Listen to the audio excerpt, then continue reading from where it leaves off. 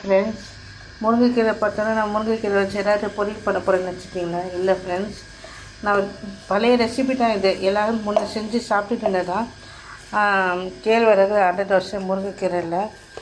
So இதெல்லாம் பழசு தான். இப்போ யாராவது டைம் இருக்கா கூட தெரியல. எல்லோரும் முருங்கைக்கீரை பொரியலாக பண்ணி சாப்பிட்றீங்க. அயன் சத்து இருக்கனால பண்ணிவிட டிஃப்ரெண்ட்டாக ஒரு ஹெல்த்தி பிரேக்ஃபாஸ்ட்டாக இல்லை ஈவினிங் ஸ்நாக்ஸாக செஞ்சுட்டிங்கன்னா ரொம்ப நல்லாயிருக்கும்.